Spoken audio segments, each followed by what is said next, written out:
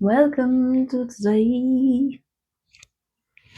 Let's tap in, tune in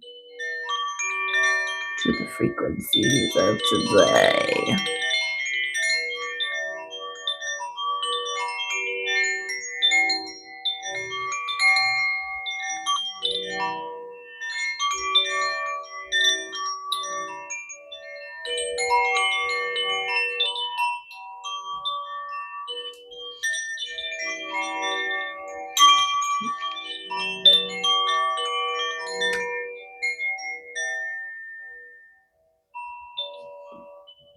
Yes.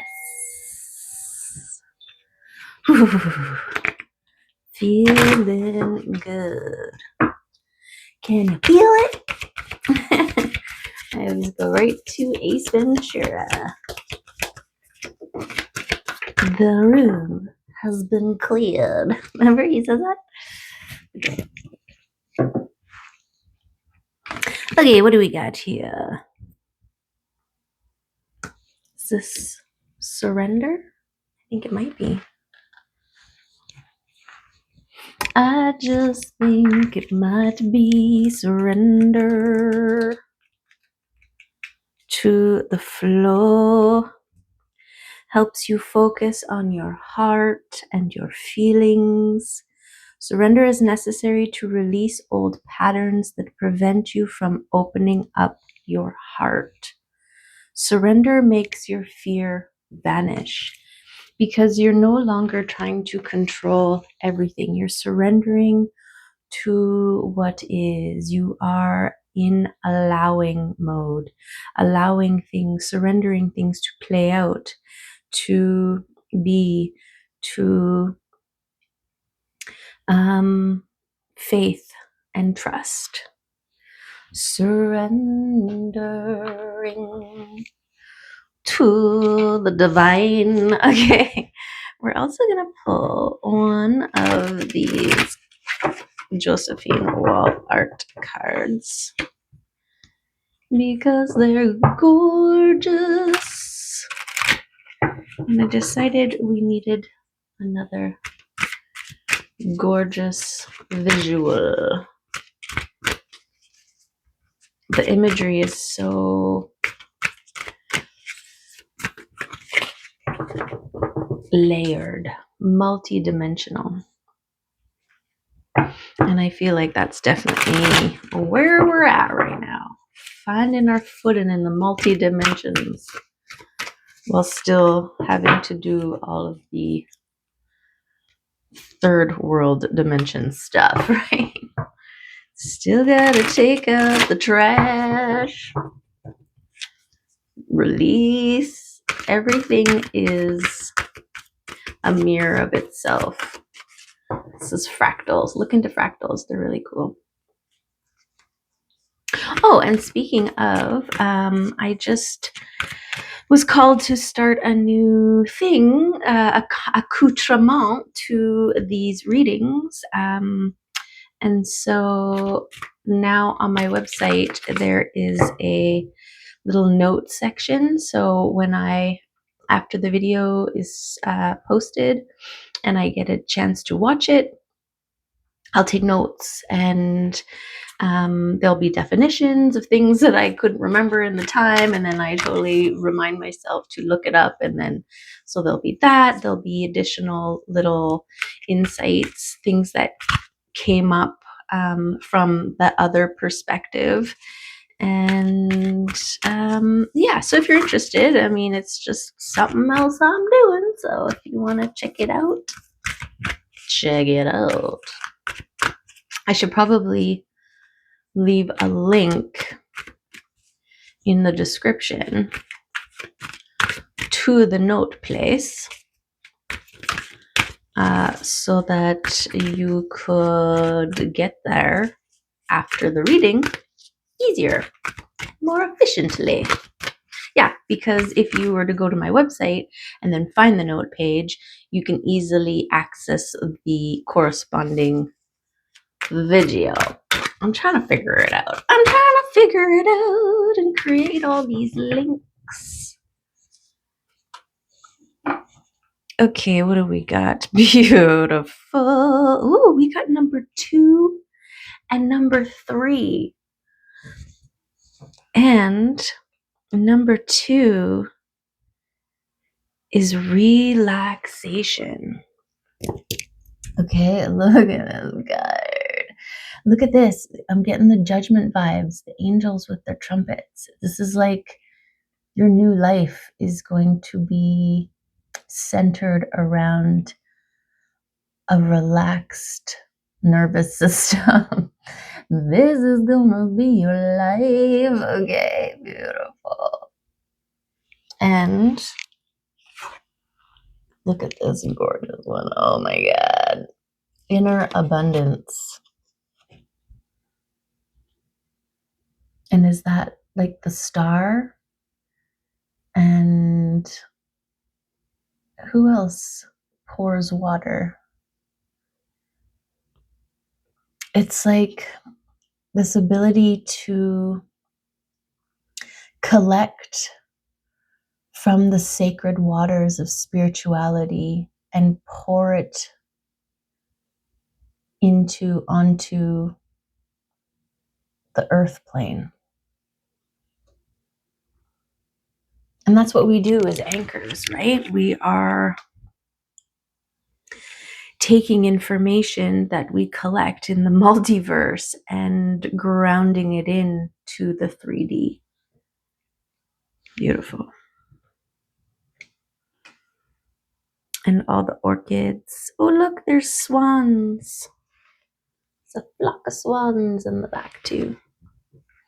Okay, we know I can stare at those for days. So we won't. Okay. Right now. We won't right now. We might a little later. Look, we got cheetah and oyster attaching to urus here. So fast moving energy, as the shell opens and you can retrieve the pearl. The inner abundance is your pearl. And your pearl was created through your experience over time, right?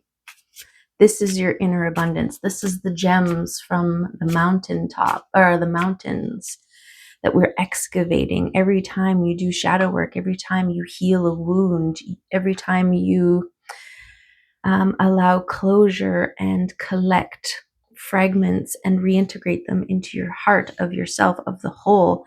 You are collecting gems, right? This is where the inner abundance comes from. You have all these gems, these wisdom nuggets of gold, right? That you've collected through your trials and tribulations, through your pains and your transmutations and healing. This is what makes someone rich within, right? And as within, so without. This is how your internal environment starts to affect your external environment.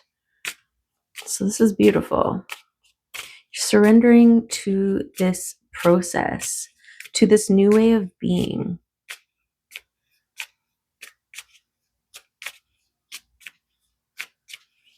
There's less struggle. There's less fear, anxiety, worry, stress, right? A relaxed and calm nervous system and inner abundance. It's just beautiful. It's beautiful already. Okay, let's see what rune wants to come out here and be a part of this reading. Fertilize. Okay, this cleansing fire, the burning away. We're just going to read it today. Fertilize. Where you at, Thursdays?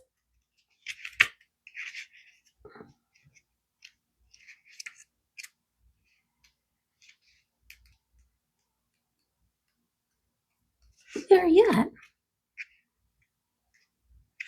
Are you hiding? Come out and play with us. Punjo, Gibo, Kinas, Redo.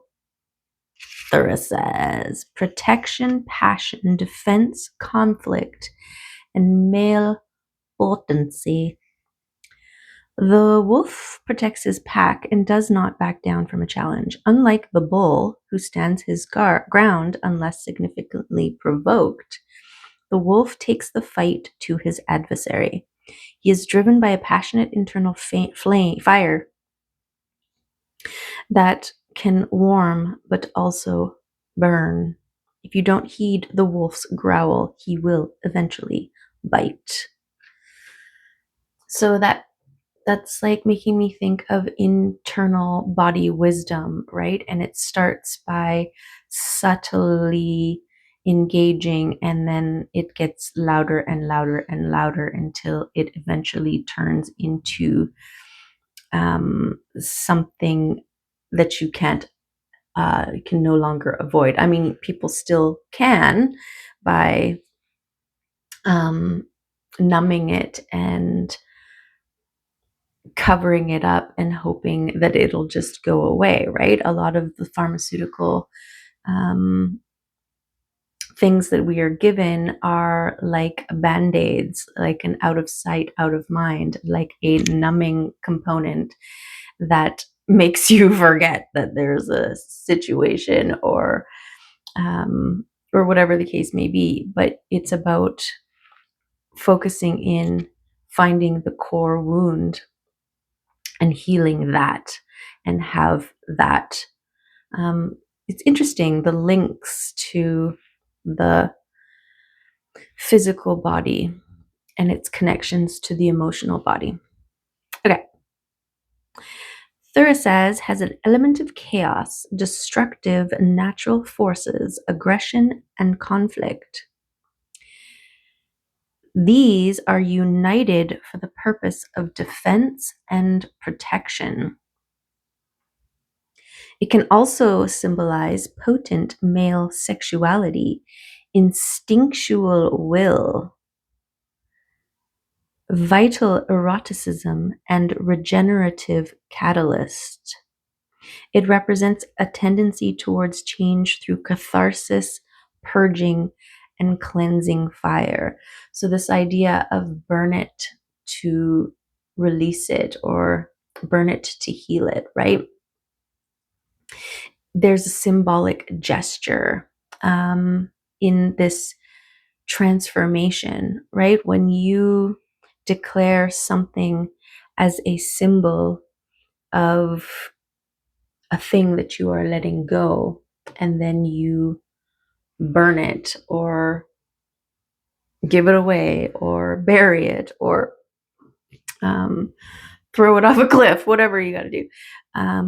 There is that physical release that can be cathartic, right? Because you are creating an act. It's kind of like practitioners, right? They have their altar, they have their ritual artifacts, they have their robes and adornments that they put on ceremoniously. This is all about getting your brain and your everything signaling that something important and mindfully particular is happening.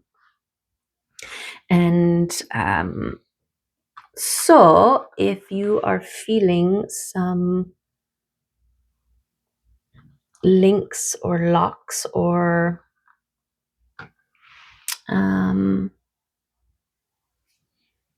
connections and tethers, right? This is why we have the cutting ritual. It's exactly that. It's like a making a big deal out of the cutting of the cord, right? So there's something about that. But the thing that was sticking out to me was the instinctual will. And this is when you become one with this connection with your heart, right? And your intuition, it becomes an instinctual will, right? Where you are moving on instinct, on that internal guidance system. And so also your will is your power to create.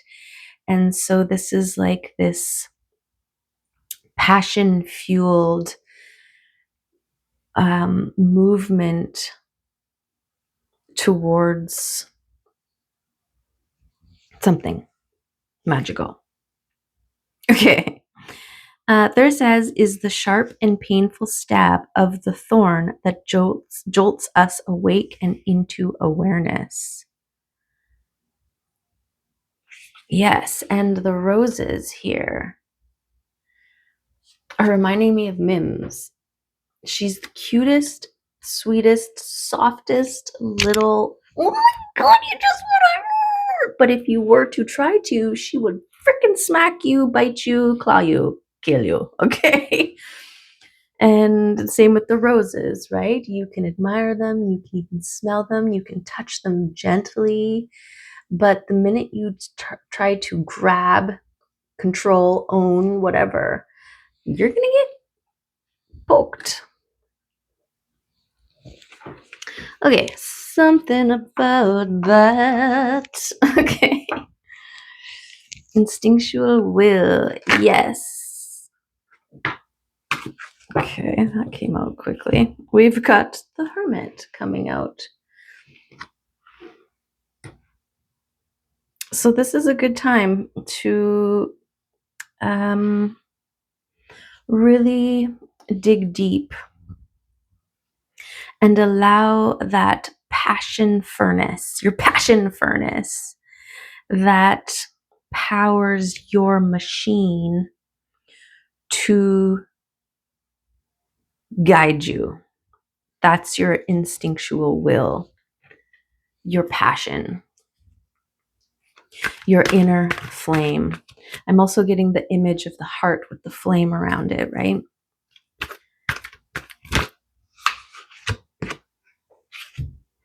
Yes.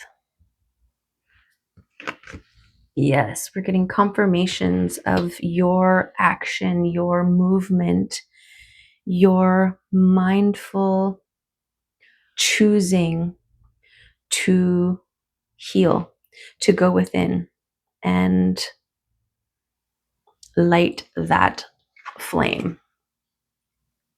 Tend to your inner flame, right? The hermit is always holding a lantern to see. It's this connection to spirit so that when you are excavating in the dark, you have a light source with you so that you can clearly see all things that you encounter in the depths, right?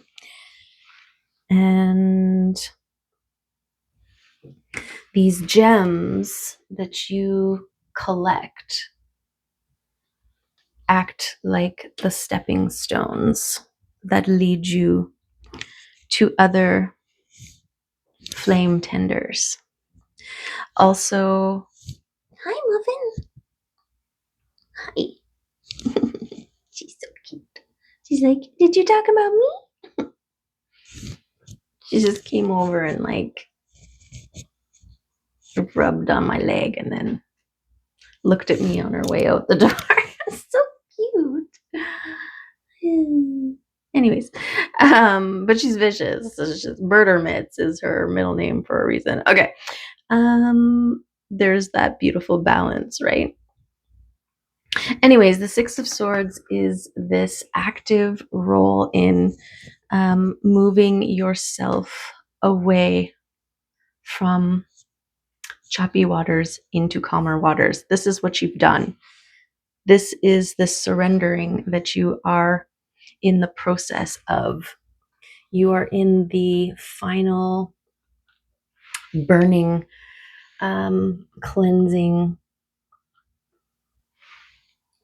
portion of the growth. Yes, because I think at the beginning, with this tending to the fire, this is also a beautiful analogy because just like how the wounds of the past become fertilizer in our now soil,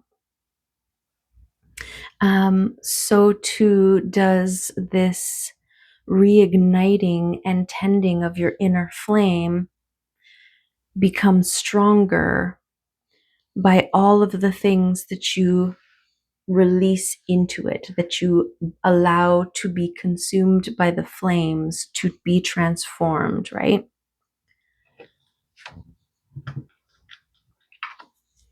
Okay. You didn't even let me shuffle first.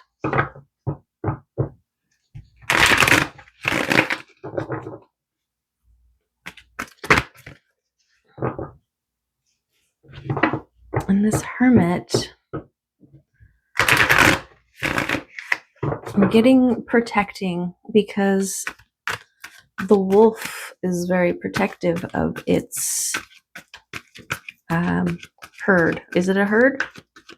Pack. It's pack.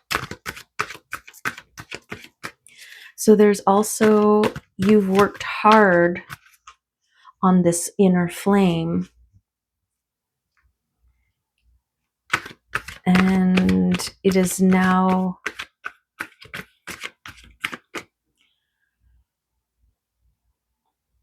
stabilized, right? When you first start a fire, before the coals have really taken root, it can be finicky, right? If you overstuff it, it can suffocate. It can burn too wildly on the surface, consume all of the fuel, and then put itself out.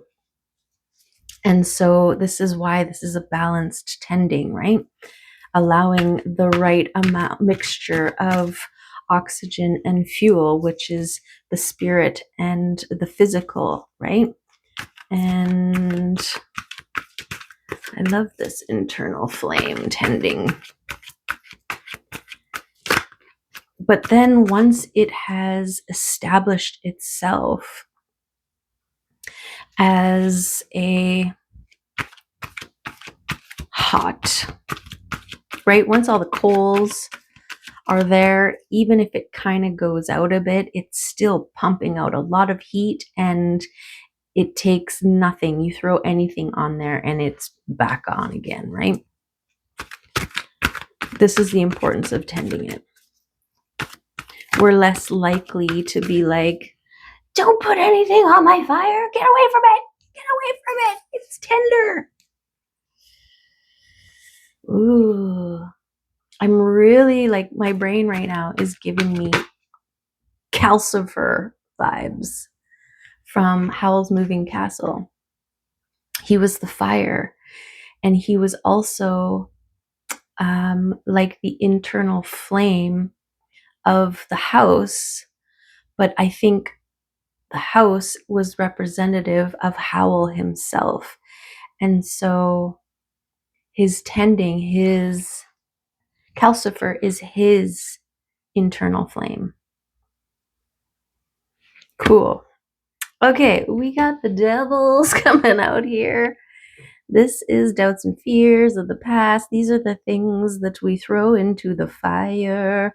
But the thing is, this is that acknowledgement. We can't have this fire without things to feed it with, right? This is the role that shadow has.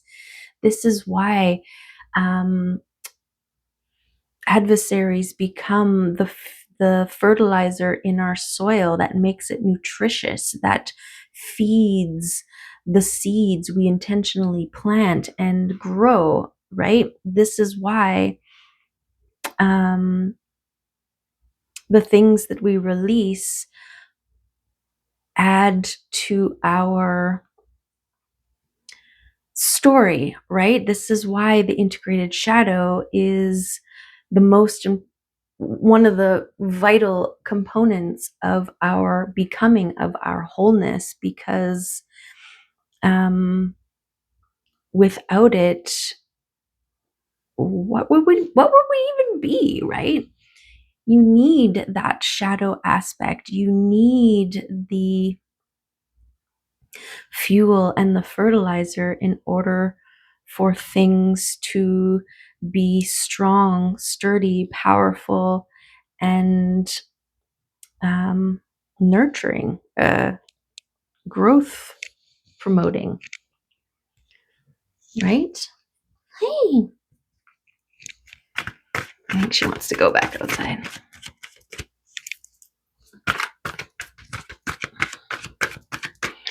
Okay, so yes, also this shadow here, it's behind the hermit, and the hermit, right? It's like this.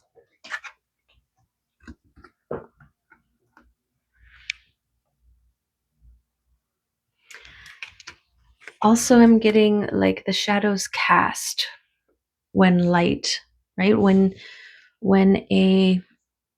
the lantern is held up, the shadows fall away. But they are also the container in which the light can shine. Without it, it would just be brightness. We wouldn't be able to see anything. Same with in the 3 dimensions, to describe a 3-dimensional object, one needs the interplay of light and shadow to create definition and form. Okay, and then we've got the 3 of Wands, which is the ships coming in. So this movement, I'm also getting you being a ship. Hey, take it easy. Especially yesterday's reading was about 2 ships coming together, moving in the same direction, right? So this idea of you being the steerer of your own ship, the ship being you, that is the version of you, this version that you are surrendering to, that you are transformed into, alchemizing into, is what is coming in, that has the inner abundance, right? The spoils on the ships, right? That the ships coming in bring.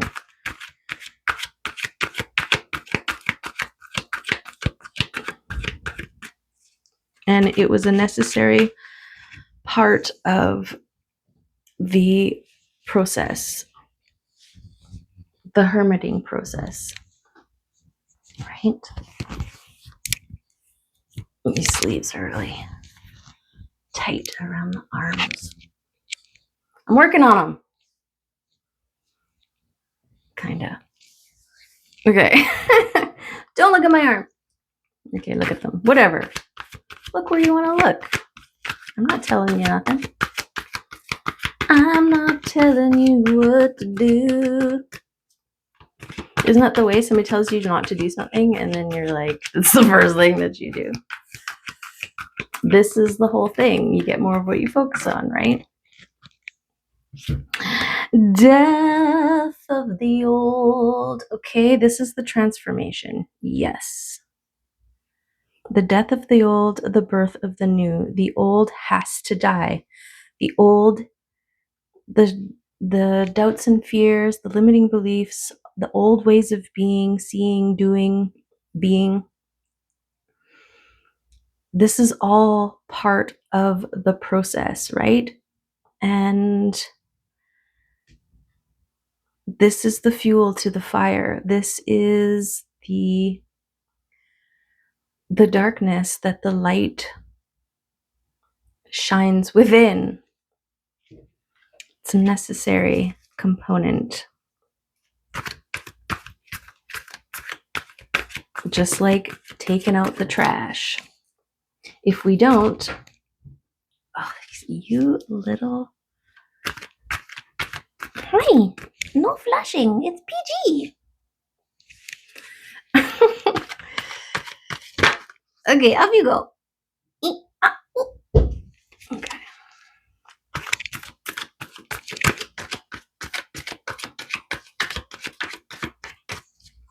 Okay. So this transformation, this letting go, this allowing things to fall away, to be burnt,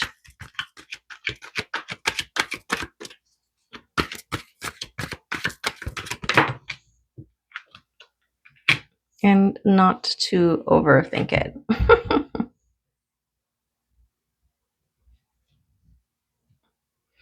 Again, I'm being shown that this thing I discovered with floating, right? There is a surrender when you float on the surface of the water. I don't know. Some people can't float. But I'm curious. I don't... if they actually can't, or is it because they can't because they think they can't?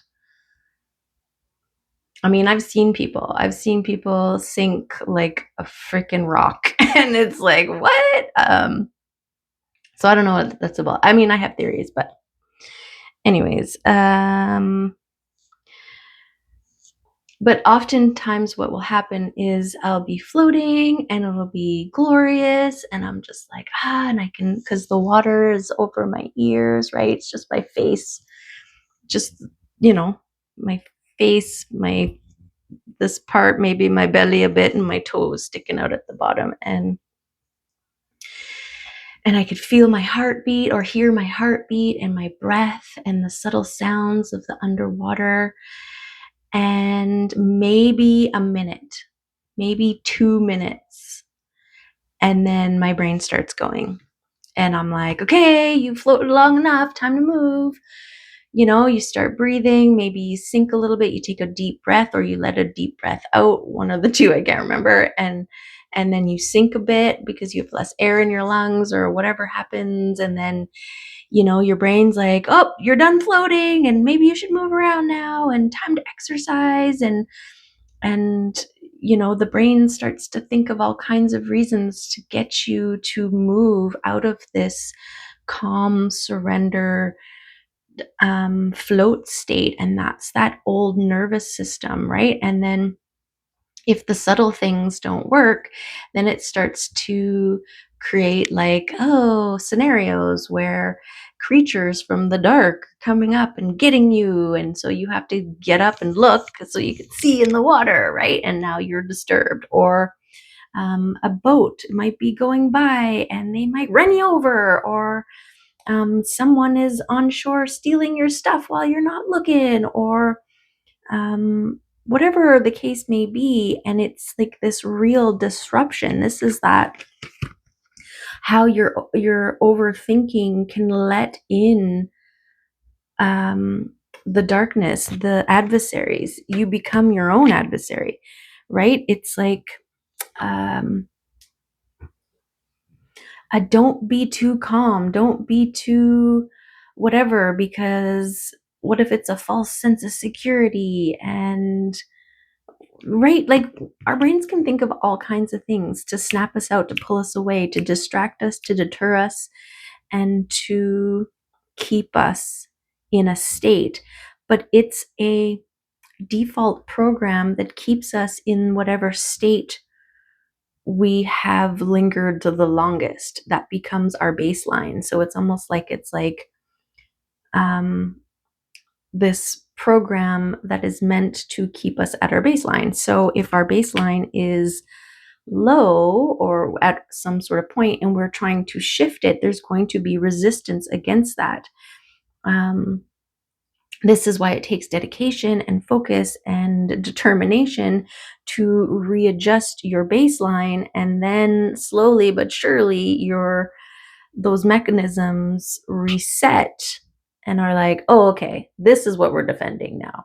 And so this surrender, I want to say, is, and with relaxation, inner abundance, is this death of the old mechanisms that kept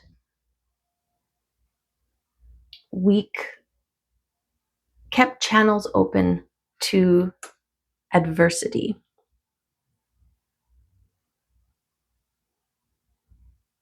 Like the minute that you start to doubt, the minute you start to second guess, the minute you question, the minute you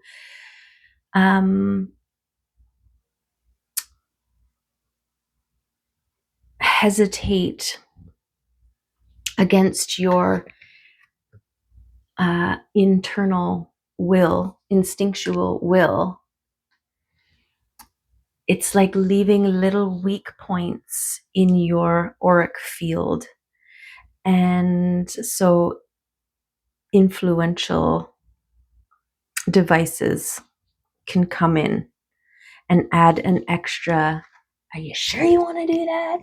What if you fail? What if it sucks? What if this? What if that? Right? So this is part of this transformation process, is an acknowledgement and a recognition, right? You take something's power away once you see it for what it is. It's just like in the labyrinth, the power of the Goblin King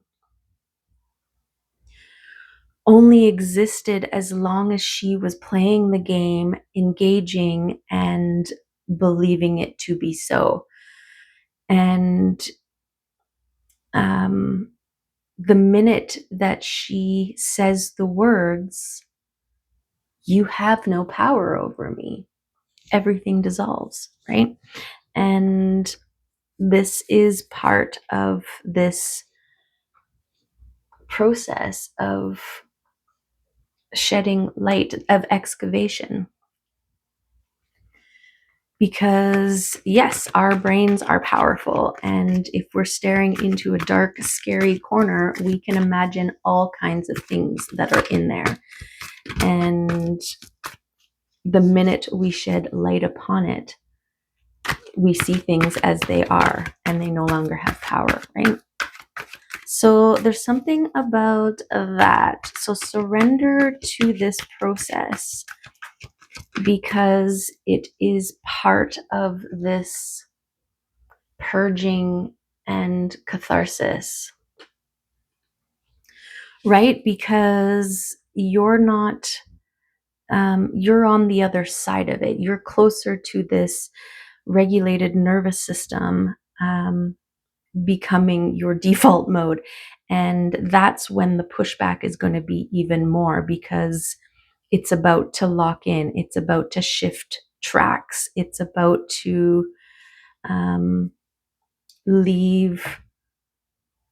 step away from the old baseline into a new baseline. And so it's almost like in the company, or when you are purchasing online and you're like, okay, yep, okay, yep, I'm going to get this. And then it does this final thing, like by saying, okay, at this point, there's no turning back. Like, are you sure you're sure? It gives you another couple opportunities to change your mind, to bail, to go back to the old ways, right? And so this steady determination and focus, healing hearts, moving away from broken hearts, moving away from suspicion. This is all about your internal progress here. The things that you have done and are continuing to do, hurts and wounds, through your conscious awareness, effort, and balance. It's interesting that this one would come up. I saw this one in my third eye.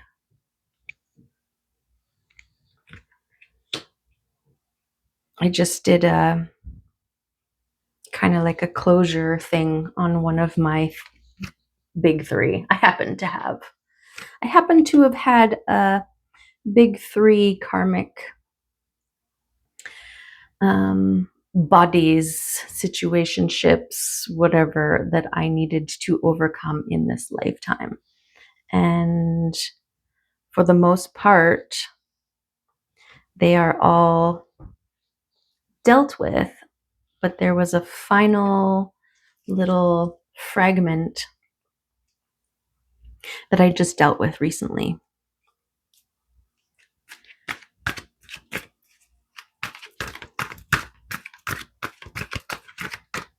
Okay. Trust that all the work that you have been doing is having an effect on the underlying structure of things.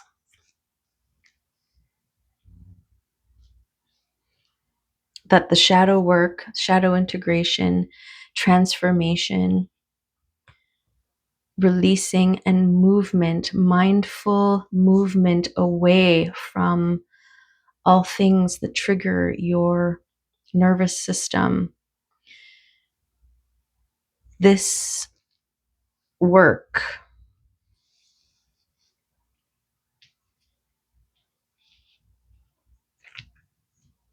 in the hermit mode, right? Because to be able to really stand in your own truth, you have to do it. That's the hermit. That's the personal journey. It's not about whether anybody else gets it, understands, sees it, validates it, whatever. This is about your internal spaces, places, faces, paces. And the faith in your actions, in your movements.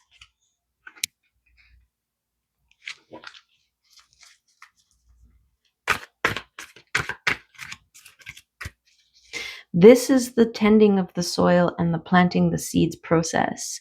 What you're surrendering to now is allowing the things to do what they're doing now because of it, allowing the shifts and the energetic echoes to dissolve.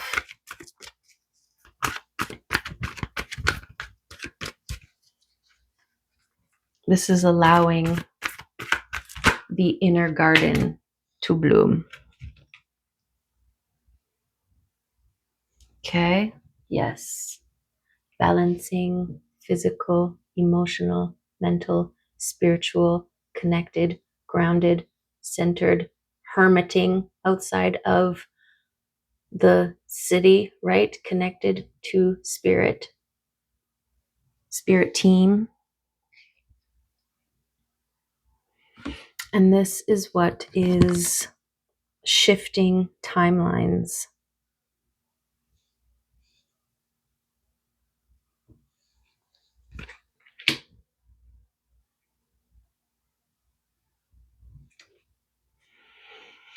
I always want to put these here like this, because this is grounding, right?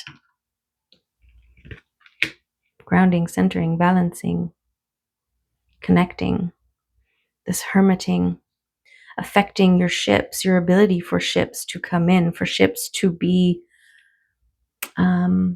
filled with all of your inner gems, your inner abundance. And this is it's so gorgeous. It's so gorgeous. Like the star, they heal themselves, they strip themselves naked and they heal. They go into the depths of the mountain and excavate all of the beautiful gems, like we were talking about in the beginning.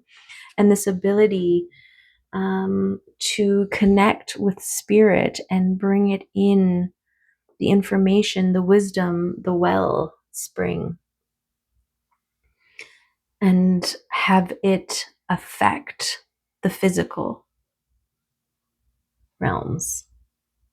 Look at it. It's so pretty. It's so pretty. And I love this relaxation too. It's like this music that you make when you are in a relaxed state, this frequency that you emit when you are regulated is the sweetest sound. This is why the angels trumpet in and bestow a new life of regulated nervous system and inner abundance. Okay, so surrender to the work that you've done, acknowledge it, right? Nobody can do this amount of work and never see any consequence of it. And so trust that and surrender, right?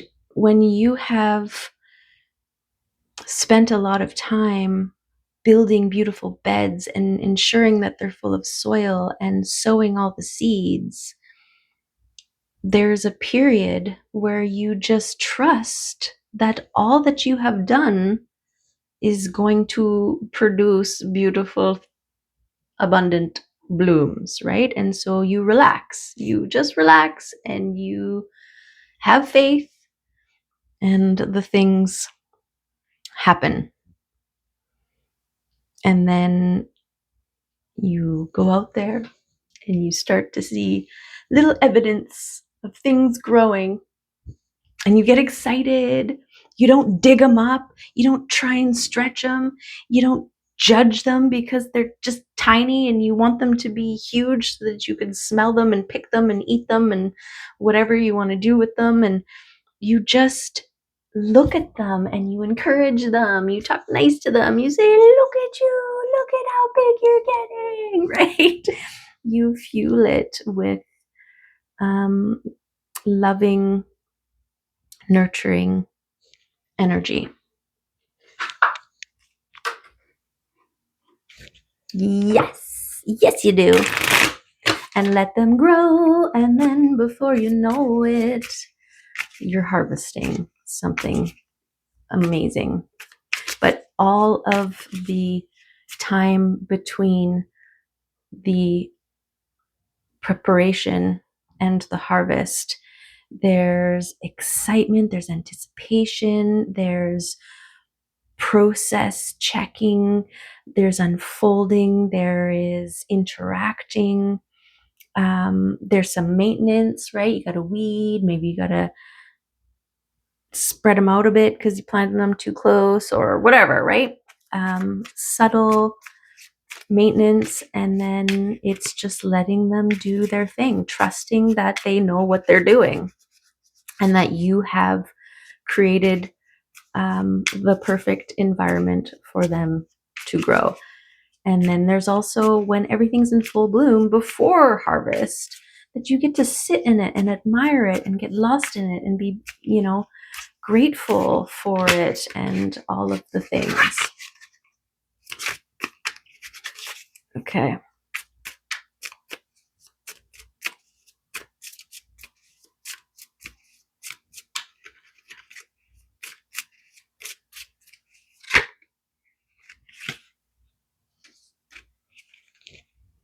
Okay. We've got 2 water signs. Okay. So this is giving me that relaxation, that inner abundance, the flow, right? We've got the water flowing out of the jug. This is that non-resistant, emotional, regulated surrender, right? You're surrendering to the flow of the river and going with it, right? Flowing with it gorgeously. Okay, turtle, ancient soul, grounded, trusting, at home in the self. It is wonderful to be in the presence of a turtle personality. Like the beaver, the turtle has a strong relationship with the earth and water elements simultaneously. Some confirmation of this wisdom,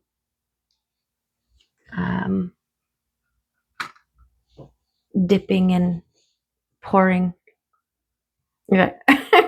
This helps the ground to ground and connect them to the deeper truths of life, no matter where their travels lead them.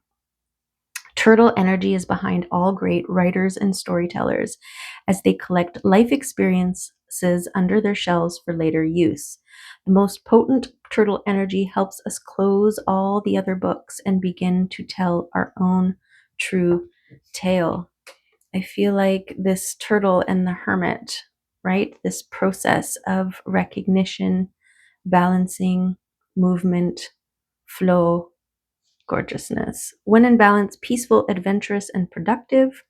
When out of balance, slows down to a halt, right? Her relaxation, she's not just sitting there idly. She's focusing, she's creating music, she's creating resonance in her being. I also get muse. Muse keeps coming up from her, for this image, for me. Okay. To bring into balance an adventure. Yeah, go out there, get yourself in the world and start to engage and allow the reflections of your transformation to be revealed to you. Yes. Okay. And I feel like the starfish is right there. Beautiful, alluring, superficial, or shallow. The starfish is a natural and exquisite beauty, mesmerizing to all. Being around someone with starfish energy is a thrill, like you've been put under a spell of divinity itself. The problem is these creatures have been reliant on how they look and what other people think of them for so long that they may have forgotten their deeper calling. When this card appears, it's important to ask, am I being swayed by outward appearances?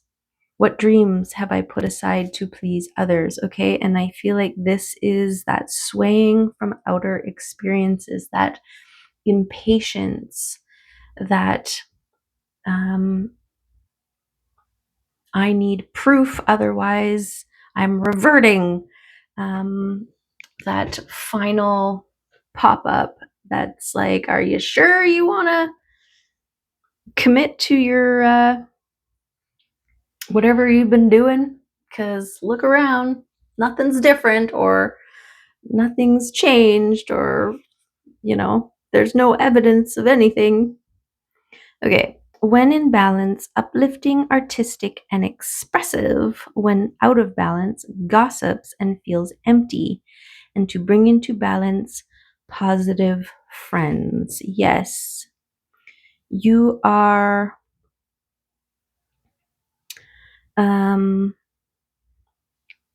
everyone and everything are reflections of you. And so, mindfully or otherwise, what are you reflecting? Who are you reflecting? How are you reflecting? Okay. I'm going to get an astral card here. Get some astral planetary guidance here from the stars.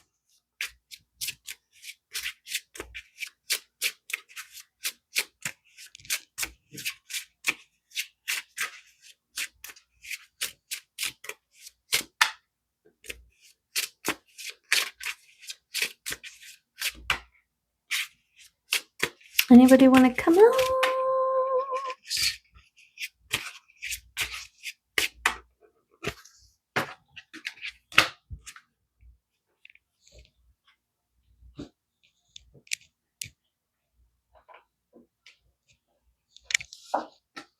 Okay.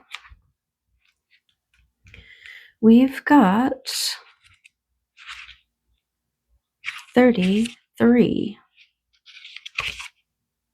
South Node, the past. And this is all on this death and transformation card here.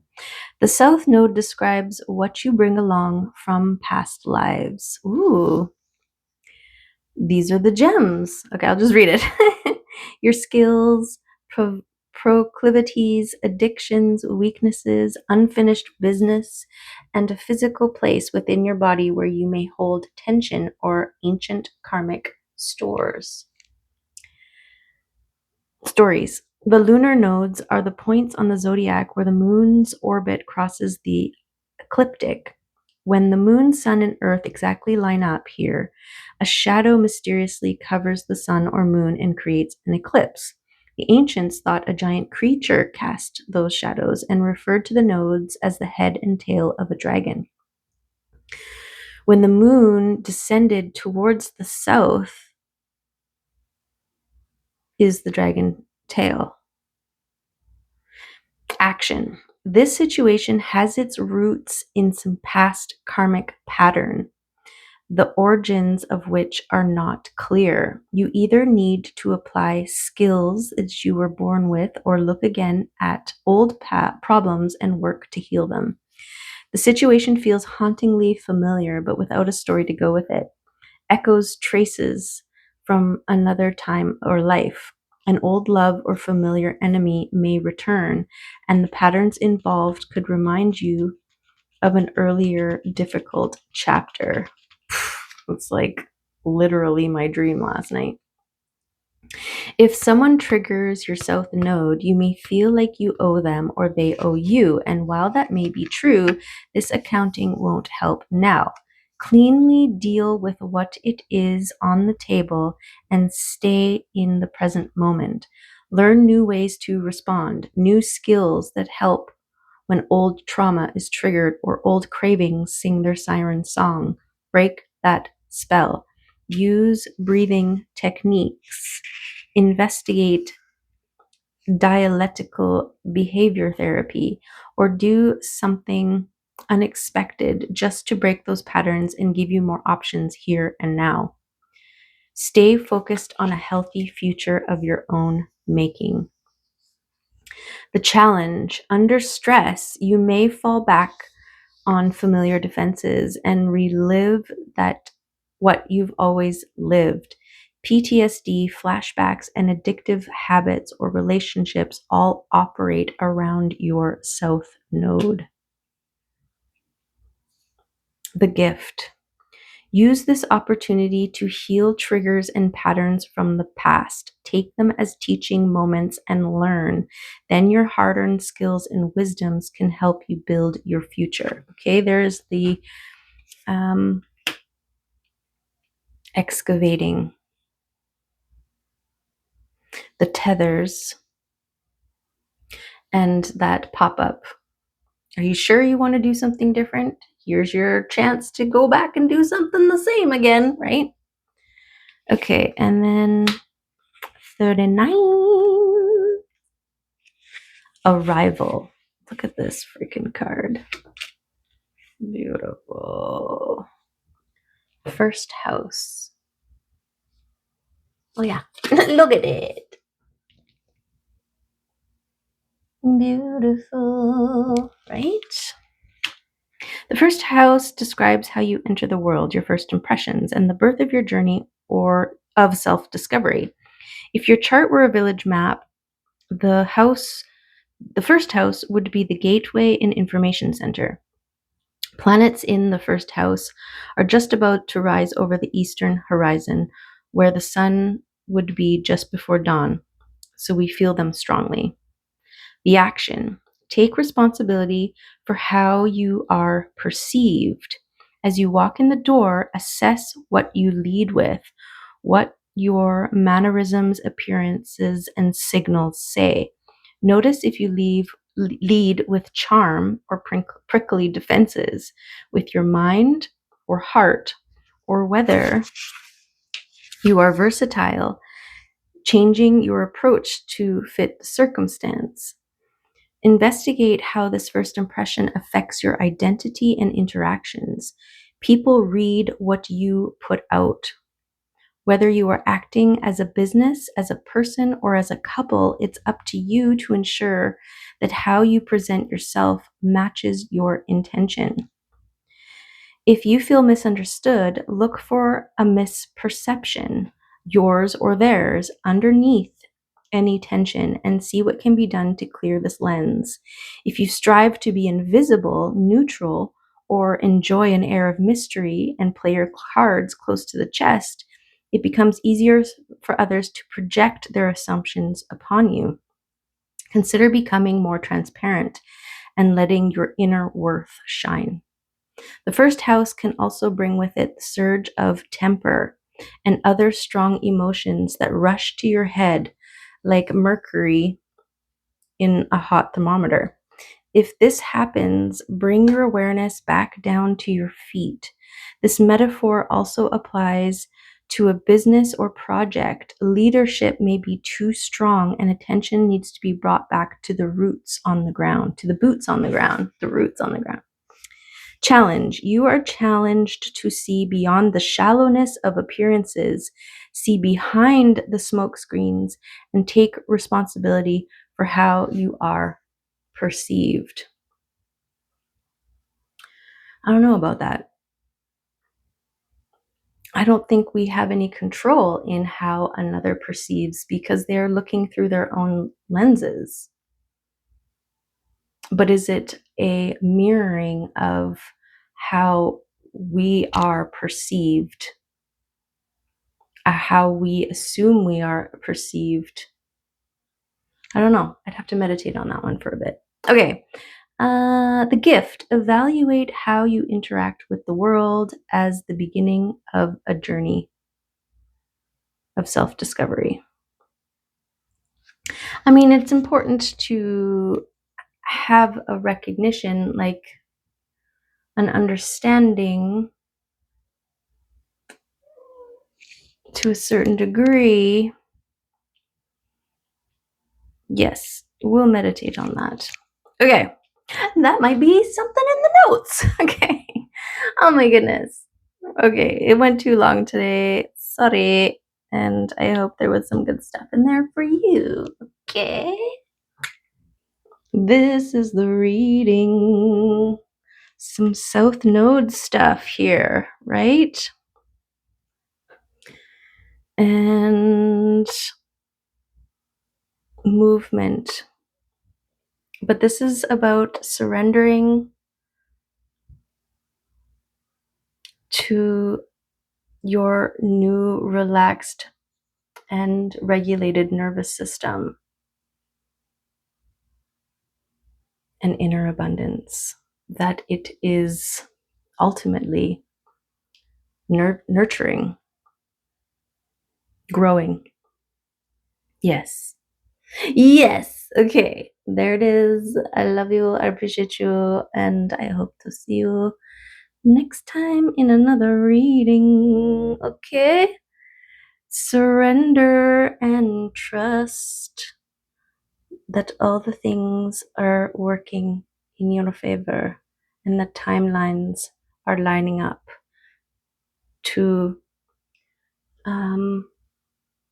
mirror back to you your inner abundance in your external world.